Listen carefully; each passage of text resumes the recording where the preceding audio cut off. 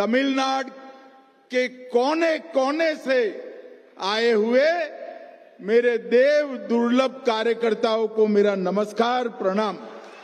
மேடையில் இருக்கும் தலைவர்கள் அனைவரையும் வணங்கி தமிழ்நாட்டின் ஒவ்வொரு மூலை முடுக்கிலிருந்தும் இங்கு வந்து குவிந்திருக்கும் உங்கள் அனைவரையும் வணங்கி மகிழ்கிறேன்। सबसे पहले मैं मदुरै में आया हूं। मदुरै में विराजमान मीनाक्षी अम्मन को प्रणाम कर कर मेरी बात की शुरुआत करता हूं। மதுரை மண்ணில் வந்தவுடனே முதலில் நான் மதுரை மீனாட்சி அம்மனை வணங்கி என் உரையை தொடங்குகிறேன்। मैं शोकनाथर, कल्लालगढ़ और भगवान मुर्गन को प्रणाम कर कर मेरी बात की शुरुआत करता हूं। இந்த மண்ணின் சொக்கநாதருக்கும் கல்லழகருக்கும் மற்றும் திருப்பரங்குன்றம் முருகனையும் நான் தலை வணங்கி மகிழ்கிறேன்। मित्रों, सबसे पहले मैं भारत की महान भाषाओं में से एक तमिल भाषा में तमिलनाडु के कार्यकर्ताओं से बात नहीं करता, इसलिए मैं आप सबकी क्षमा मांगता हूं। தமிழ்நாட்டுக்கு வந்து தமிழ் மக்களாகிய உங்களை சந்திக்கும் போது நம்முடைய பெருமைக்குரிய தமிழ் மொழியில உங்ககிட்ட பேச முடியவில்லையே என்று என் வருத்தத்தை நான் உங்களிடம் தெரிவித்துக் கொள்கிறேன்। हमारा मदुरै एक शहर से बढ़कर 3000 साल पुरानी सभ्यता का, संस्कृति का प्रतीक है। நம்முடைய மதுரை சாதாரண நகரம் அல்ல, 3000 ஆண்டுகால வரலாற்று பெருமை கொண்ட மிக முக்கியமான புனித இடம்। मैं यहां आया हूं तब महान स्वतंत्रता सेनानी पसुम पोन्नन मथुरालिंगम थेवर जी को भी प्रणाम करता हूं।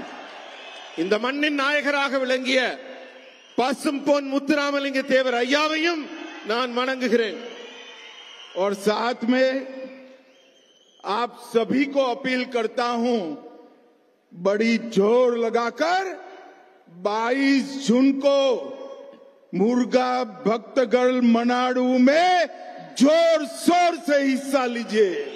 உங்க எல்லாரையும் கேட்டுக்கிறேன், வர ஜூன் 22ஆம் தேதி முருகனுக்கான பக்தர்கள் மாநாடு நடக்குது, அதையும் இந்த மண்ணிலே மிக சிறப்பாக நீங்கள் நடத்தி தர வேண்டுகிறேன்। मित्रों, ये मदुरै कई परिवर्तनों का वाहक नगरी है। மதுரை மண் பலவிதமான மாற்றங்களுக்கு வித்திடும் மண்। और मैं आज कहकर जाता हूं, हमारा एक कार्यकर्ता सम्मेलन डीएमके सरकार की पतन का कारण बनने वाला है। இன்றைக்கு இந்த மீட்டிங்ல உங்க எல்லார் முன்னாடியிலும் அத்தனை தொண்டர்கள் மத்தியிலும் சொல்லுகிறேன், இந்த கூட்டமும் ஒரு மாற்றத்தை உருவாக்கும், திமுக ஆட்சியை முடிவுக்கு கொண்டு வந்து வீட்டிற்கு அனுப்பும்। 2026 में इस तमिलनाडु में फिर से एक बार एनडीए की सरकार बनने जा रही है। भारतीय जनता पार्टी एआईडीएमके की सरकार बनने जा रही है। உங்ககிட்ட எல்லாம் சொல்றேன், வரக்கூடிய 2026ஆம் ஆண்டு தேர்தலில் என்டிஏ கூட்டணி மிகப்பெரிய வெற்றியை பெற்று பாரதிய ஜனதா கட்சி அதிமுகவின் கூட்டணி ஆட்சி அமைக்கும்। मैं रहता तो दिल्ली में हूं, मगर मेरे कान तमिलनाडु पर लगे हुए रहते हैं। நான் எந்த நாட்டின் எந்த பகுதியில் இருந்தாலும் என்னுடைய காதுகளும் என்னுடைய சிந்தனைகளும் தமிழ்நாட்டின் மேலதான் இருக்கிறது। ये मुख्यमंत्री जी कहते हैं कि अमित शाह डीएमके को नहीं हरा सकते। स्टालिन साहब, आप सही कहते हो, मैं डीएमके को नहीं हरा सकता, मगर तमिलनाडु की जनता डीएमके को हरा सकती है।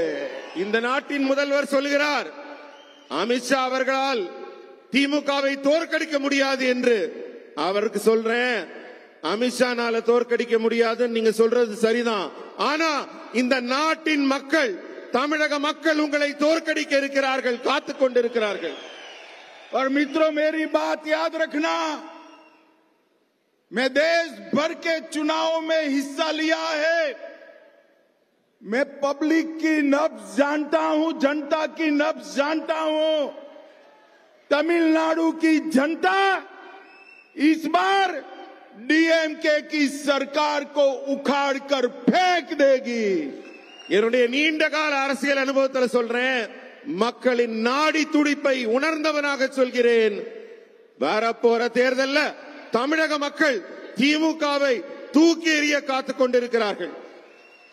भाई और बहनों, मैं तमिलनाडु की जनता का इसलिए भी आभार करना चाहता हूं कि ऑपरेशन सिंदूर के बाद हमारी वीर सेना और हमारे नेता नरेंद्र मोदी जी के समर्थन में जो तिरंगा यात्रा है तमिलनाडु में निकली है, वो देश के किसी भी हिस्से से कम नहीं है.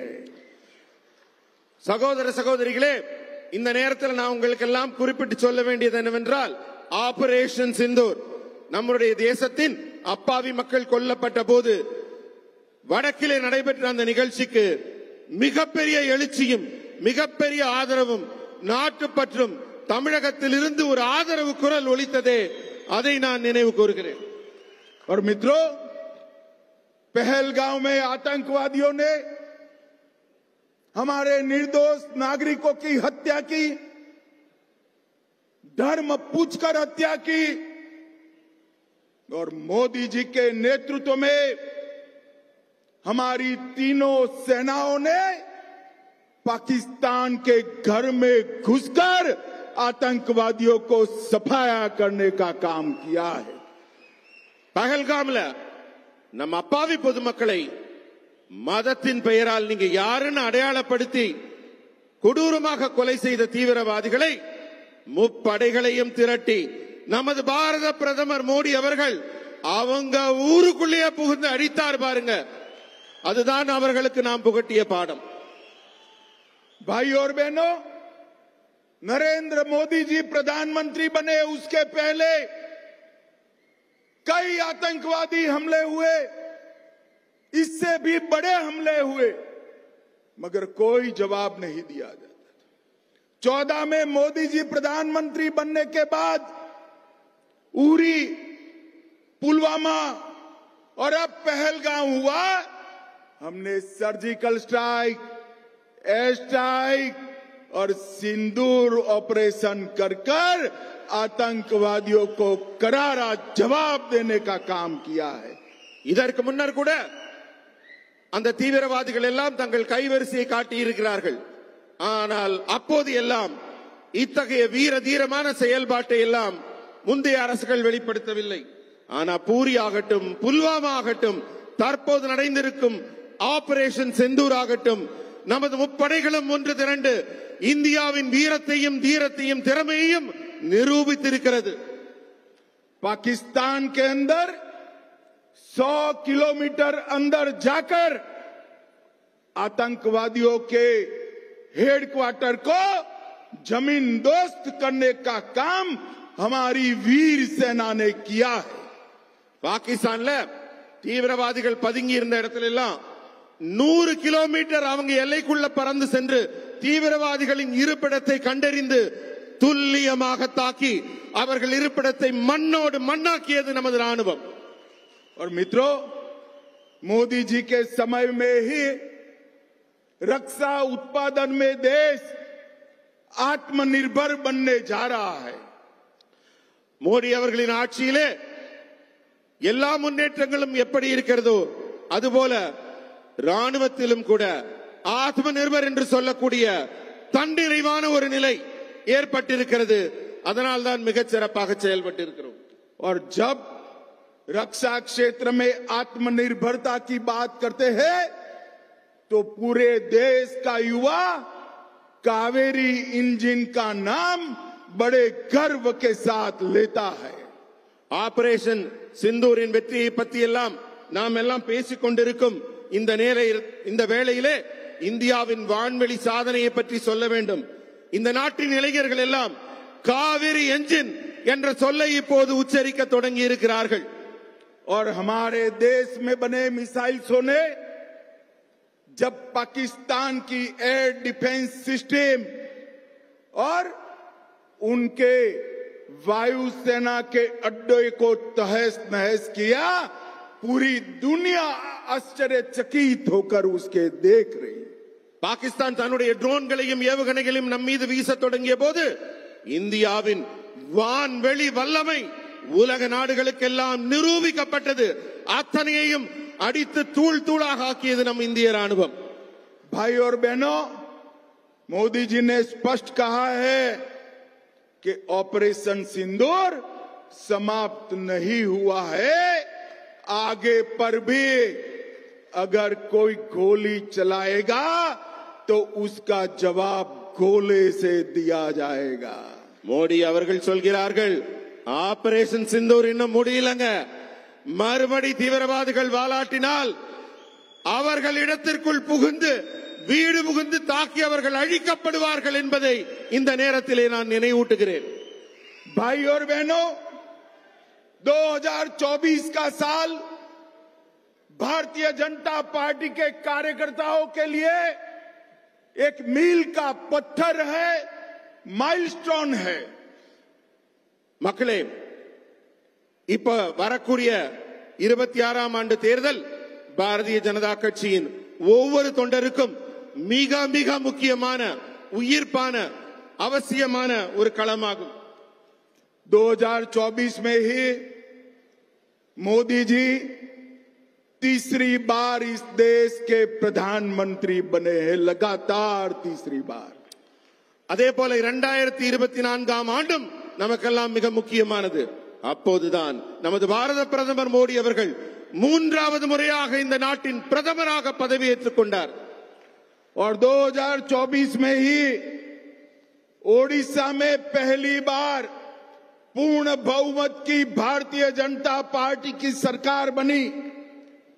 2024 தான் ஒரிசா மாநிலத்தில் முழு பலத்தோட, முழு மெஜாரிட்டியோட பாரதிய ஜனதா கட்சியின் ஆட்சி அங்கு அமைந்தது.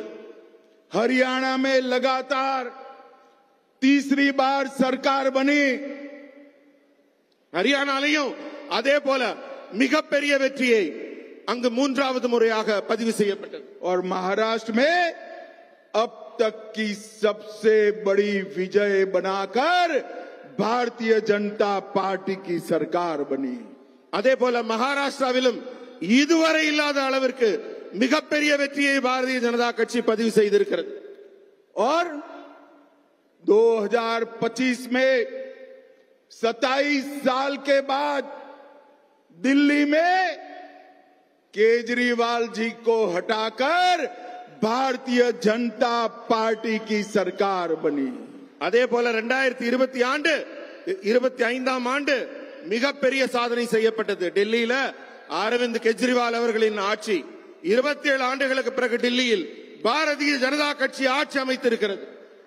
और 2025 में दिल्ली में सरकार बनी, 26 में तमिलनाडु की बारी है. 25ல டெல்லியில எப்படி ஆட்சி அமைச்சோமோ அதே போல நண்பர்களை 2026இல் தமிழகத்தில் பாரதிய ஜனதா கட்சியின் ஆட்சி கண்டிப்பாக மலரப் போகிறது. और मेरी बात कान खोलकर गांठ बांध लेना, कान खोलकर सुन लेना और याद कर कर घर में जाना. 2026 में तमिलनाडु और बंगाल में भारतीय जनता पार्टी और एनडीए की सरकार बनने जा रही. எல்லாரும் கவனமா கேளுங்க. உங்க காதுகளை திறந்து வைத்து நான் சொல்வதை கவனமாக கேளுங்கள், குறித்து வைத்துக் கொள்ளுங்கள். 2026ஆம் ஆண்டில் நடைபெறப் போகும் தேர்தலில் தமிழகம் மற்றும் மேற்கு வங்கத்தில் பாரதிய ஜனதா கட்சியின் கூட்டணி கண்டிப்பாக ஆட்சி அமைக்கும் என்பதை உறுதியாக உங்கள் முன் தெரிவித்துக் கொள்கிறேன். मित्रों, तमिलनाडु की डीएमके सरकार ने भ्रष्टाचार की सारी हदें पार कर दी है।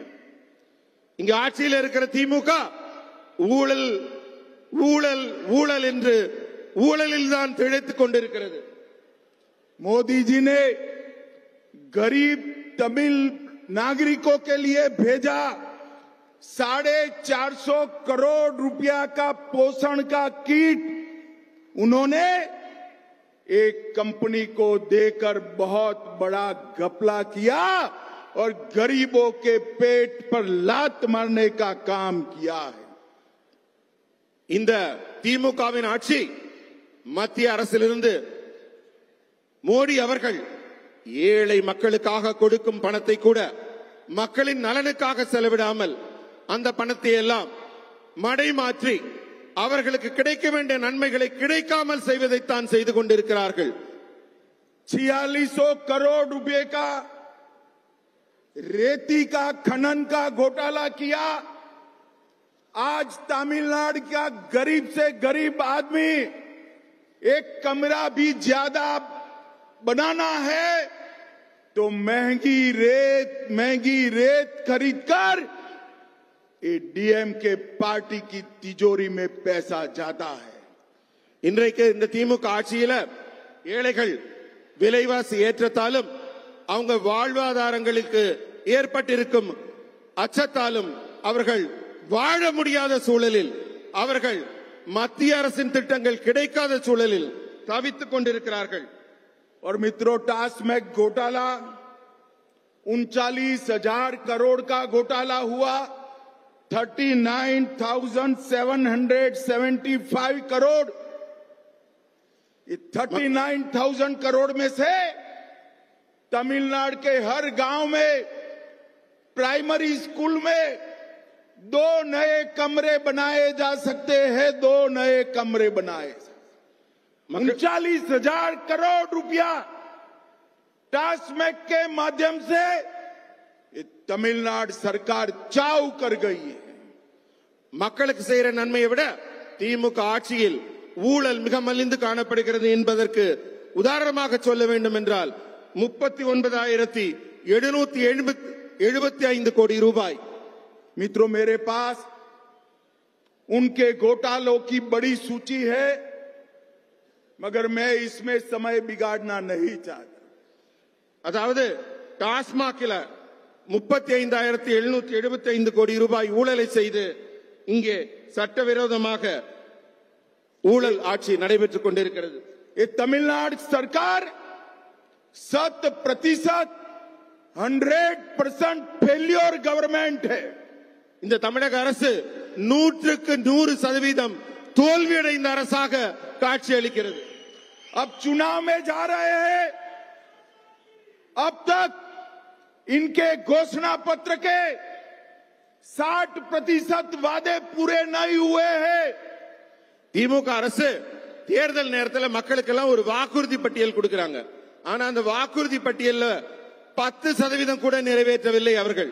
ஆனால் 90% நிறைவேற்றியதாக அவர்கள் கூறிக்கொள்கிறார்கள்.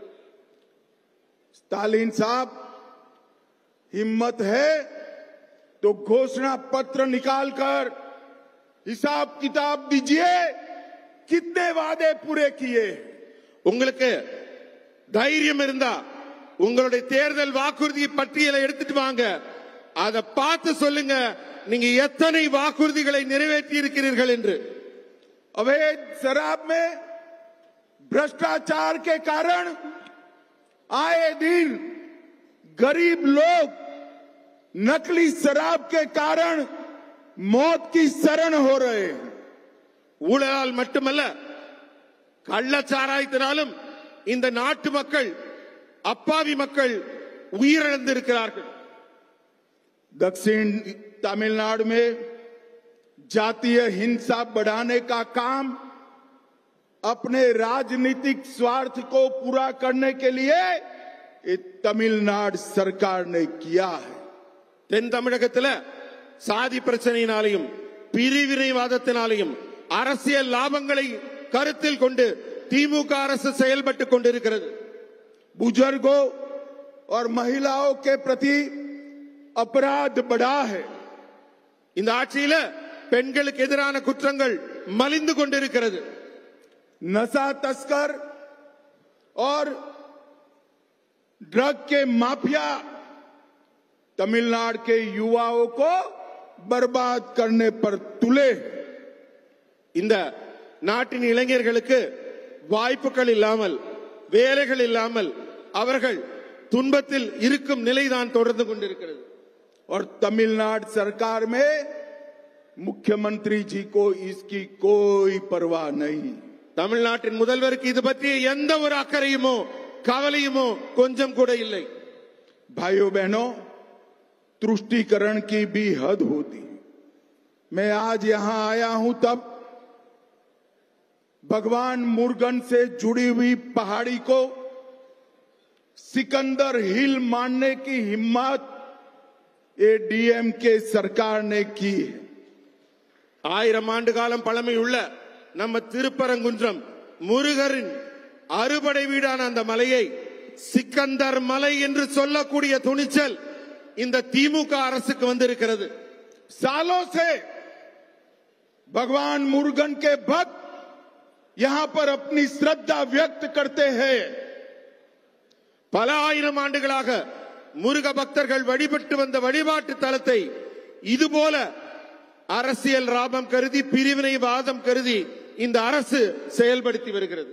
और भाइयों बहनों, मैं तमिलनाडु की जनता को करबद्ध विनती करने आया हूं कि मुरुगा भक्तगल मनाडू में आप बढ़ चढ़कर हिस्सा लेकर इनको अपनी ताकत का परिचय कराइए, भक्तों की ताकत का परिचय कराइए।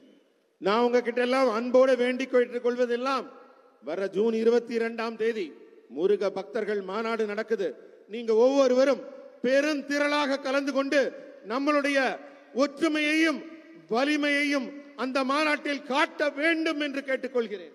मैं फिर से एक बार तमिलनाडु सरकार से मेरी मांग दोहराता हूं कि मेडिकल और इंजीनियरिंग की पढ़ाई में जल्द से जल्द तमिल भाषा का प्रवेश हो और मेडिकल और इंजीनियरिंग की पढ़ाई तमिल भाषा में की जाए।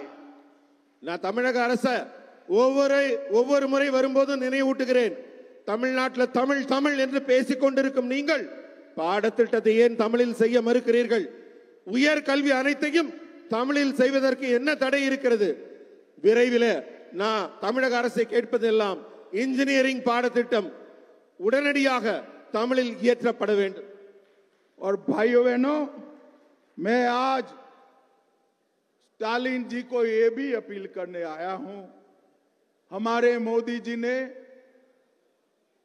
सेंगोल को संसद में स्थान देकर पूरे तमिलनाडु का सम्मान किया है। कभी मोदी जी को एक धन्यवाद का पत्र लिख देना भाई। நான் ஸ்டாலின் அவர்களை கேட்கிறேன், தமிழ்நாட்டின் மரபு சின்னமான மன்னர்கள் கையாண்ட அந்த செங்கோலை நாட்டின் உயர்ந்த இடத்திலே கொண்டு சென்றாரே நம் பாரத பிரதமர் மோடி அவர்கள், அவர்களுக்கு நீங்கள் ஒற்றை வரியாவது தமிழ் மரபை உயர்த்தி பிடித்த மோடி அவர்களுக்கு நன்றி சொன்னீர்களா? भाइयों बहनों, जब मोदी जी प्रधानमंत्री बने देश की अर्थव्यवस्था इकोनॉमी 1.9 ट्रिलियन की थी और आज 11 साल में इसको 4.19 ट्रिलियन की और दुनिया का चौथे नंबर का अर्थतंत्र आज हम बन चुके हैं। मोदी जी ने विकास कैसे होता है इसका एक उदाहरण साबित किया है। மக்களே, இந்த மோடி அவர்களின் ஆட்சி உருவான பிறகு இந்தியா தொடர்ந்து வளர்ச்சி பாதையிலே பயணித்துக் கொண்டிருக்கிறது। இந்த சாதனைகளின் உச்சமாக 11 ஆண்டுகால ஆட்சியிலே மோடி அவர்கள் ஆட்சியில் இந்தியாவின் भाइयों बहनों, स्टालिन जी हर बार कहते हैं कि आपने तमिलनाडु को क्या दिया। स्टालिन साहब, यूपीए की सरकार 10 साल चली। यूपीए सरकार ने तमिलनाडु को 10 साल में 1 लाख 1,53,000 करोड़ रुपया दिया और भारतीय जनता पार्टी की सरकार ने 10 साल में 6,80,000 करोड़ रुपया दिया। 6,80,000 करोड़ 10 ஆண்டுகள்ல மோடி அவர்கள் ஆட்சியில 4.19 ட்ரில்லியன் வளர்ச்சியை கண்ட நம்மளுடைய பாரதம் இதுக்கு முன்னாடி எப்படி நடந்தது யூபிஏ ஆட்சியில எண்ணி பார்த்தால் 10 ஆண்டு கால ஆட்சியில யூபிஏ அரசு தமிழ்நாட்டுக்கு கொடுத்த பணம் 1,53,00,000 ரூபாய் மட்டுமே. 10 வருஷத்துல 1,53,000 கோடி மட்டுமே. ஆனால் நம்முடைய பாரதிய ஜனதா கட்சி அரசு 10 ஆண்டுகளில் தந்த பணம் அதை விட பல மடங்கு அதிகமாக 6,80,000 கோடி ரூபாய் தமிழகத்திற்கு வழங்கி இருக்கிறது. और इसके अलावे रोड्स के लिए 63,000 करोड़, रेलवे के लिए 77,000 करोड़ और एयरपोर्ट के लिए 3,500 करोड़ रुपया देने का काम किया. சாலைகள் மேம்பாட்டிற்காக 63,000 கோடியும், கட்டுமான பணிகளுக்காக 77,000 கோடியும், ஏர்போர்ட் கட்டுவதற்காக 3,500 கோடியும் மத்திய அரசு தமிழகத்திற்கு நேரடியாக வழங்கி இருக்கிறது. भाइयों बहनों, आज तमिलनाडु के हर शहर से, हर गांव से मेरे मंडल के कार्यकर्ता आए हैं. यहां से आप जब आपके गांव में जाएंगे, शहर में जाएंगे, टाउन में जाएंगे, मेरा आपसे एक ही अनुरोध है, जब तक तमिलनाडु में डीएमके सरकार को नहीं हटाते हम किसी को आराम करने का अधिकार नहीं. பல ஊர்களிலிருந்து பல பகுதிகளிலிருந்து இங்கு திரளாக வந்திருக்கும் பாரதிய ஜனதா கட்சியின் தொண்டர்களாகிய உங்கள் ஒவ்வொருவரையும் நான் கேட்பது என்னவென்றால், நீங்க திரும்ப ஊருக்கு போவீங்க, உங்களுடைய எண்ணம், உங்களுடைய சிந்தனை, உங்களுடைய செயல்பாடு எல்லாம் எப்படி இருக்க வேண்டும் என்றால், திமுக ஆட்சியை எப்படி அகற்றப் போகிறோம், எப்போது அகற்றப் போகிறோம், என்ன செய்ய வேண்டும் என்ற சிந்தனையில் நீங்கள் தொடர்ந்து இருக்க வேண்டும். और मित्रों, इस बार हमने तय किया है कि 2026 का चुनाव भारतीय जनता पार्टी एआईडीएमके के साथ मिलकर लड़ेगी, एनडीए के साथियों के साथ मिलकर लड़ेगी. அன்பர்களே, போகிற 2026 ஆண்டுக்கான தேர்தல் நம்முடைய பாரதிய ஜனதா கட்சியும் இங்கே கூட்டணி ஆட்சியில அதிமுகவுடன் இணைந்து एनडीए கூட்டணி இங்கு தேர்தலை சந்திக்க இருக்கிறது. मुझे बताइए, सभी कार्यकर्ता संकल्प करते हैं कि इस बार तमिलनाडु में डीएमके को हटाना है. நீங்க எல்லாரும் எனக்கு இப்ப பதில் சொல்லுங்க. நீங்க அத்தனை பேரும் திமுகவை ஆட்சியிலிருந்து அகற்ற தயாராக இருக்கிறீர்களா? तो मेरे साथ जोर से दोनों हाथ उठाइए. எல்லாரும் ரெண்டு கைகளையும் மேல தூக்கி உரக்க நான் சொல்றத சொல்லுங்க. विजय के संकल्प की मुट्ठी बींचिए. வெற்றிக்கான உறுதிமொழியை எடுத்துக் கொள்ளுங்கள். और प्रचंडवाद से बोलिए. உரத்த குரலில் சொல்லுங்கள். भारत माता की वंदे मातरम, वंदे मातरम, वंदे मातरम. भारत माता की जय.